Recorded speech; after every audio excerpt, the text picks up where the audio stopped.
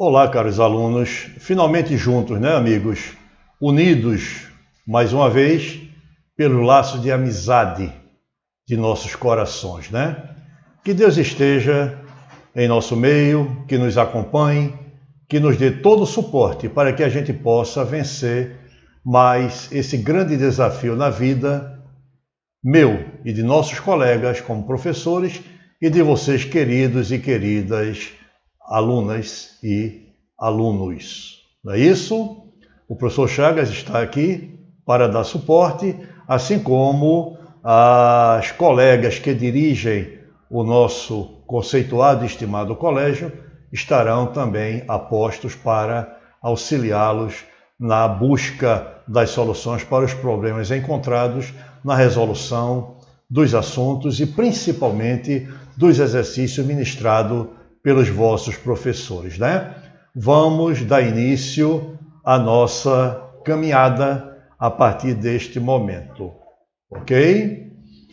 Assunto: os diferentes efeitos da globalização na população mundial. Assunto que vai versar da página 384 a 389. Não é isso?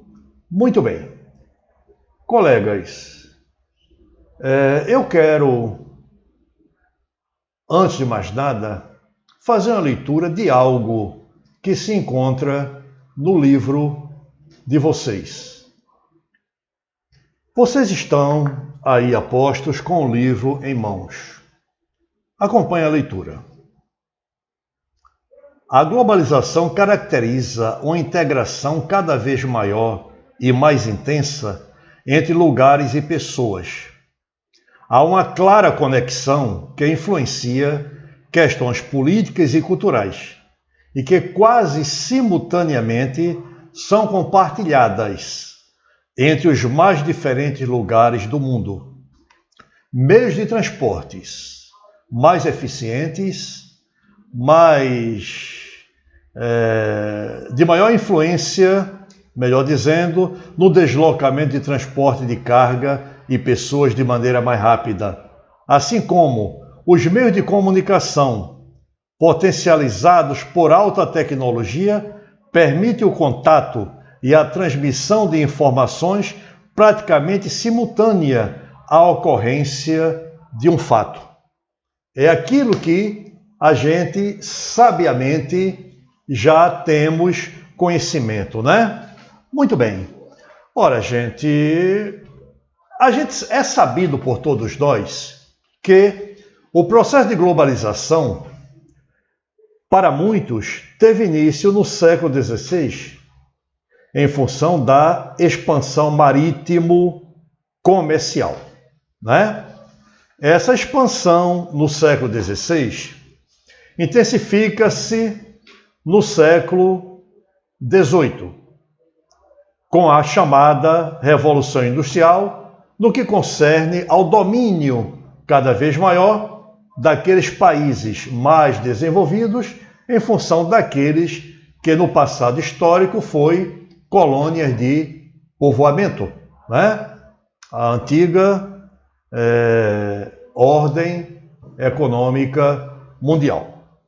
Ela se acelera com a expansão da indústria no século XIX e das corporações transnacionais, após a Segunda Guerra Mundial, claro. E a sua consolidação se dá a partir dos anos 70 do século XX, com as inovações tecnológicas, chamada, que nós já sabemos, tecnologia de ponta, caracterizando a famosa revolução tecnocientífica informacional, ou terceira revolução industrial, né? Isso vem provocando a mundialização da economia, da própria cultura, da informação, da comunicação, os transportes, etc. É a globalização da produção e do consumo. Globalização advém de fatores primordiais, como o aumento crescente do comércio internacional e, é claro, da revolução tecnológica. É sabido que A globalização é representada por dois importantes símbolos: a internet, representada pela rede mundial de computadores, e o sistema financeiro, investimento. Não é isso? Muito bem. Ora, essa eficiência do desenvolvimento tecnológico, que é cada vez maior, ela está fazendo com que o mundo de hoje seja cada vez menor. Isso por quê? A eficiência dos meios de transportes e comunicação é o que vai diminuir o tempo e o encurtamento das distâncias. Quando eu digo que o mundo de hoje é cada vez menor, conforme a gente sabe, não é que o mundo está encurtando, não é que a população cresceu tanto ao ponto de o espaço terra ser cada vez mais limitado. Não. Isso é uma coisa ligada à diminuição do tempo e o encurtamento das distâncias. As notícias chegam em tempo real. Isso é natural. Hoje a gente pode assistir ao vivo uma guerra. Enquanto bombardeios estão ocorrendo em um lugar, isso pode estar sendo transmitido, né, via satélite. Os meios de comunicação são cada vez mais eficientes, né? Muito bem.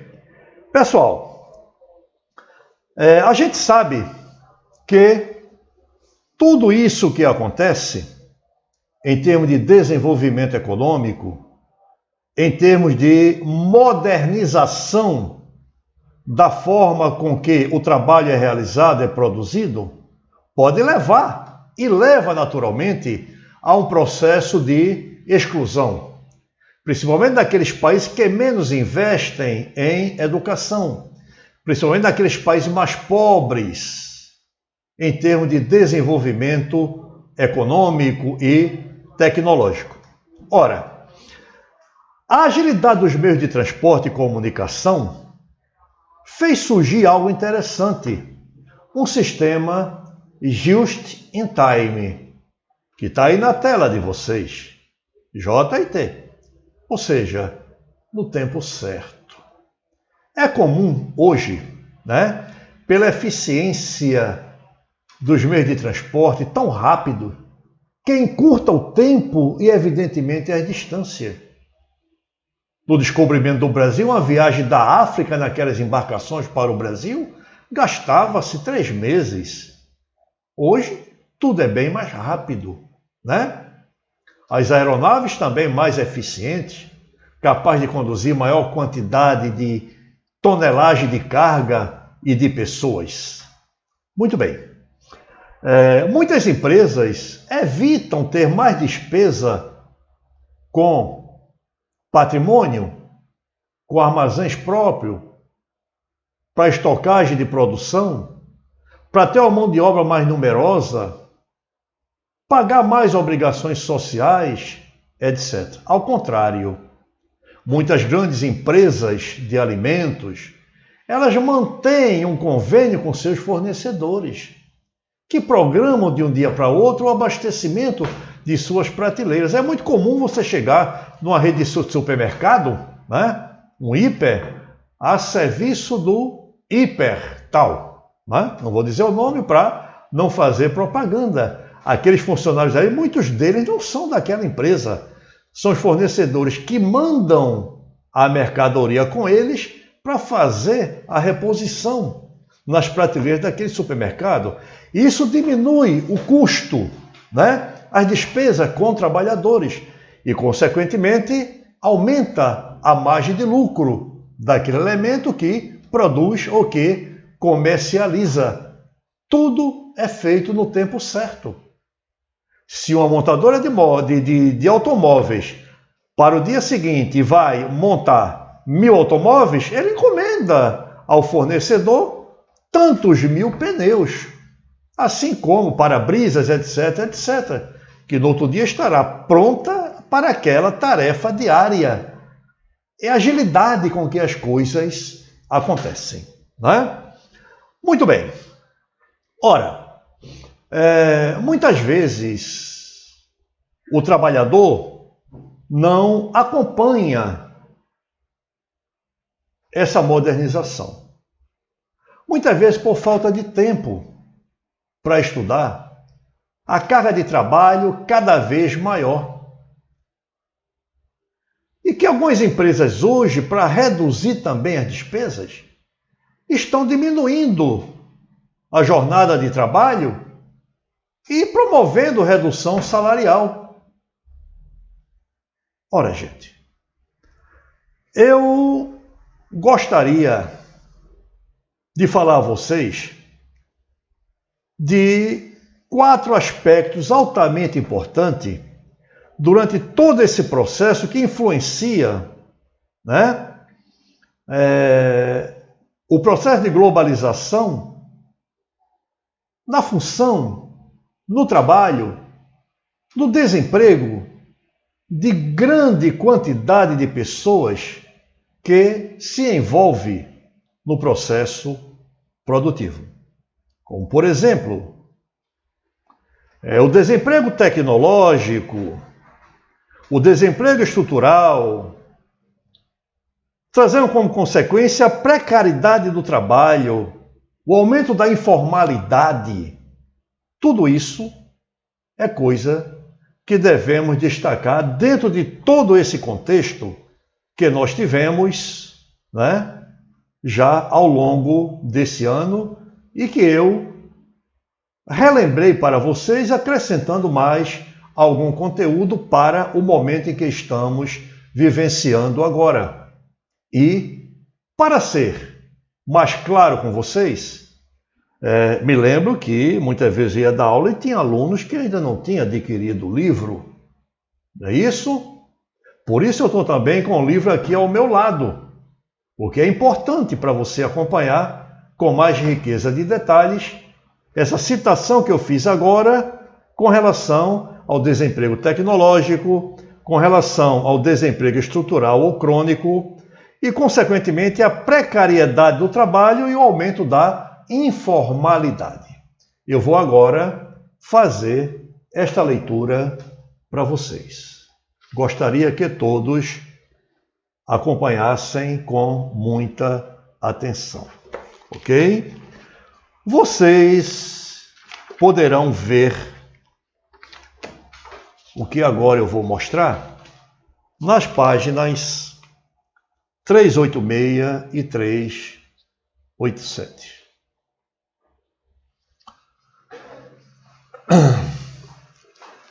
Antes eu quero ler um parágrafo aqui interessante. Um dos maiores desafios relacionados ao atual mundo globalizado e que muito ameaça sua perspectiva futura é a questão do desemprego, ou mesmo da precarização do trabalho.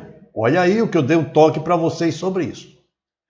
Tanto uma como a outra situação tem como consequência a queda do poder aquisitivo da população. Ou seja, aí onde entra também, antes de mais nada, amigos, a questão da mais-valia. Quanto mais a população cresce, maior será a disponibilidade de mão de obra. Quanto mais a economia cresce, precisa de mão de obra.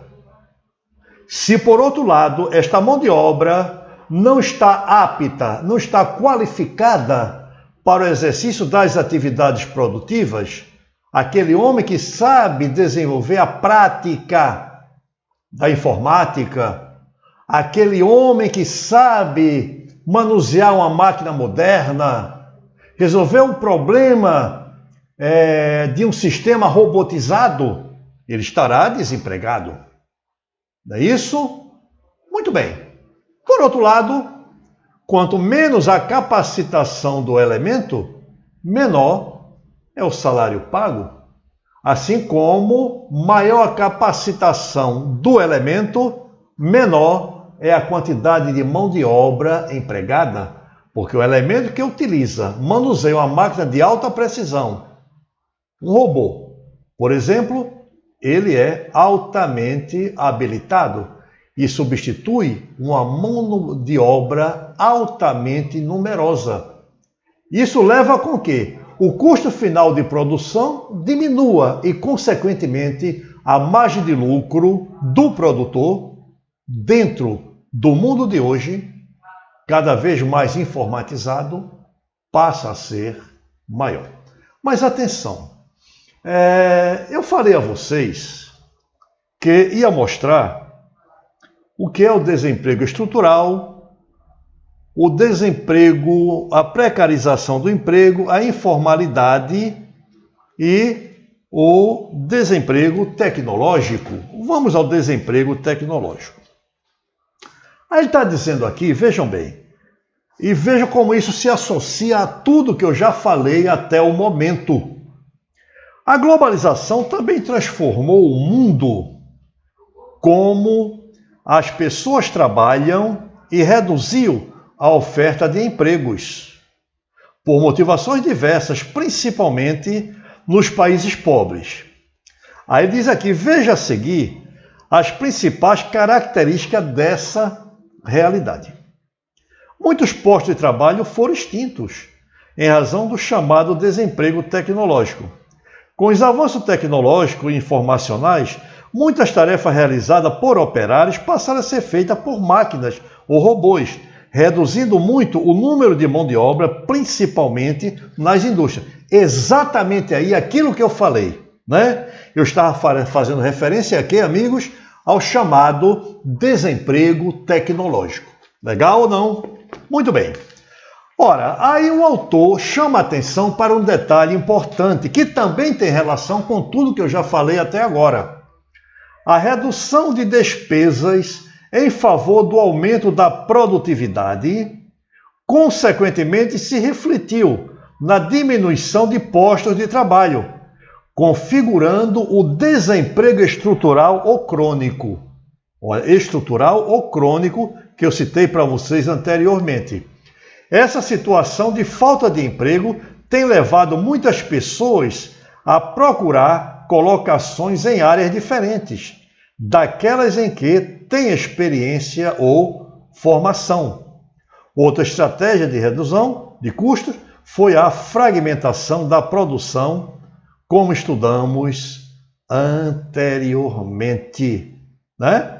Então o elemento vai, já que ele não tem habilidade para exercer aquela atividade, procurar outras áreas em que ele não tem, muitas vezes, habilitação para tal, né? Muito bem. Aí vem a questão da precarização do trabalho.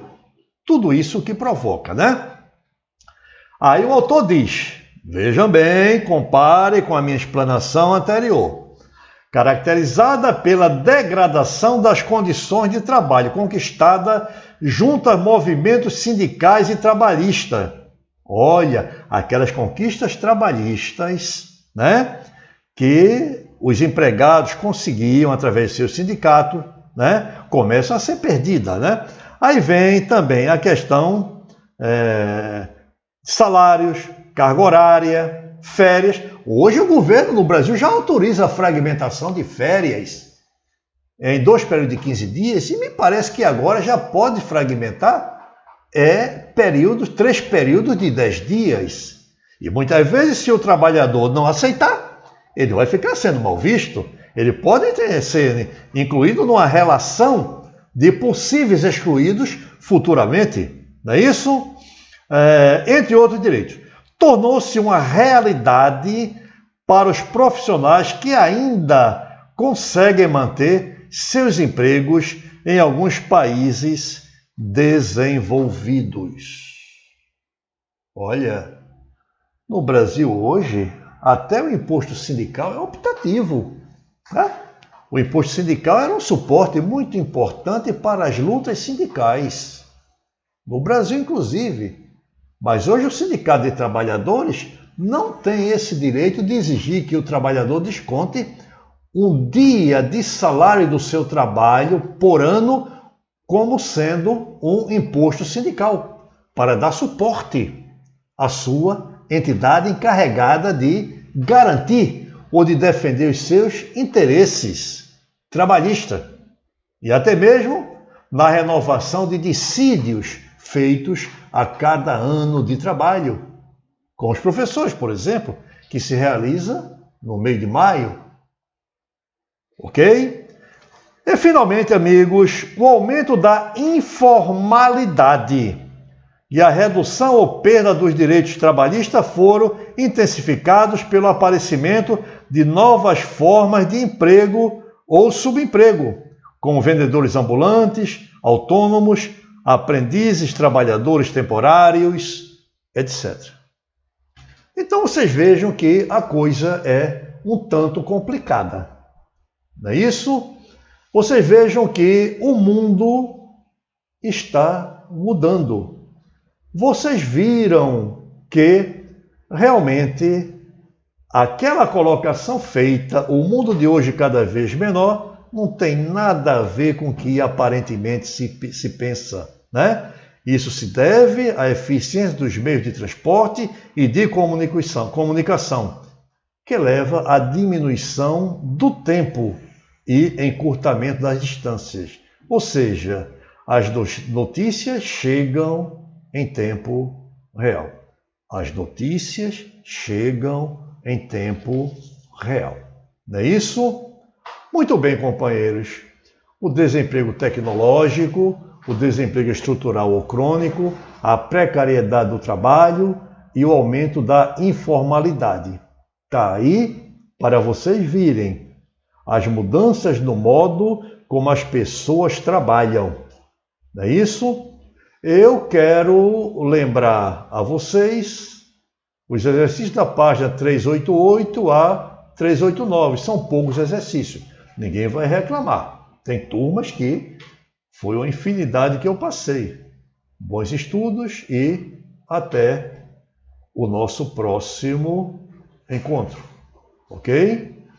Eu gostaria que vocês se inscrevessem, né, para acompanhar a minha aula.